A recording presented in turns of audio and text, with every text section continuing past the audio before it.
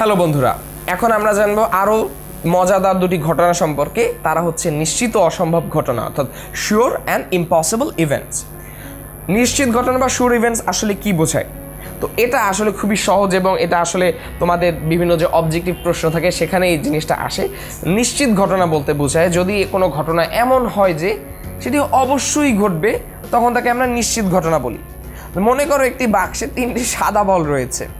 এখন যদি বলা হয় যে এই বাক্স থেকে একটা বল তুললাম আমি, সেই বলটি সাদা হওয়ার সম্ভাবনাটা কত?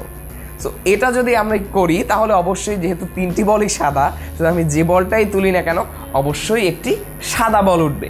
আবার আমি যদি বলি একটি বাক্সে 3টি বল রয়েছে, সেই 3টি বল থেকে একটি বল আমি যদি তুলি তবে সেই বলটি বল হওয়ার সম্ভাবনা কত? সো এরকম হাস্যকর রকম যদি ঘটনার কথা আমরা চিন্তা করি বা এরকম এমন ঘটনার কথা চিন্তা করি যেখানে ফলাফল অবশ্যই একটি নির্দিষ্ট প্রকার হতে পারবে এবং তা আগে থেকেই আমরা বলে দিতে সম্ভব, সেই ঘটনাটিকে আমরা বলছি নিশ্চিত ঘটনা। অর্থাৎ সাদা বাক্সের 3টি বলের ঘটনাটি নিয়ে যদি বলি, সাদা বাক্সে 3টি সাদা বল রয়েছে, একটি বাক্সে 3টি সাদা বল রয়েছে, একটি বল তোলা হলে সেটি অবশ্যই সাদা হবে এবং এই বিষয়ে কোনো সন্দেহ নেই, এবং সাদা বল ওঠার ঘটনাটি একটি নিশ্চিত ঘটনা। অসম্ভব ঘটনাটি কি? মনে করো 3টে সাদা বলওয়ালা সেই বাক্সটা তোমার কাছে রয়ে গেছে। তো এখন আমি বললাম এই বাক্স থেকে তুমি একটা লাল বল তোলো, কিন্তু বিপদ, তোমার এই বাক্সে 3টে সাদা বল রয়েছে, কোনো লাল বল নেই। তাহলে তুমি লাল বল কিভাবে তুলবে? 3টিই তো সাদা বল।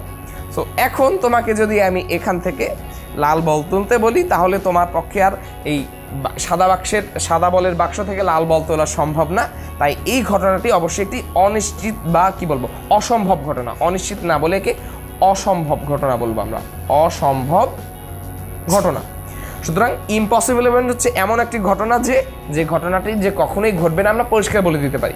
আরেকটি জিনিস, মনে করো তুমি লুডো খেলছো, তোমার দরকার 7 কোনো একটা গুটি খাওয়ার জন্য, কিন্তু তুমি জানো তুমি 1 থেকে 6 পর্যন্ত যে কোনো একটিই পাবে। অর্থাৎ তুমি যদি একবার মারো এবং সেটা যদি 6 না হয় এবং 6 পাওয়ার পর যদি পরের বার মারার সময় আবার 1 না হয় তাহলে কিন্তু 7 তুমি পাচ্ছ না। সুতরাং তুমি যদি একবার মারো, সেই একবার নিক্ষেপের মাধ্যমে তুমি কখনোই 7 পাবে না। সুতরাং এটা একটি অসম্ভব ঘটনা। এভাবে করেই আমরা শিওর ইভেন্ট বা নিশ্চিত ঘটনা এবং অসম্ভব ঘটনা, ইম্পসিবল ইভেন্টকে সংজ্ঞায়িত করতে পারি। আশা করি তোমরা বুঝে গিয়েছো এবং এ ধরনের বিভিন্ন প্রশ্ন আমরা সাধারণত অবজেক্টিভে পাবো এবং সেগুলো খুব দ্রুতই আমার মনে হয় তোমরা এখন থেকে উত্তর করতে পারবে।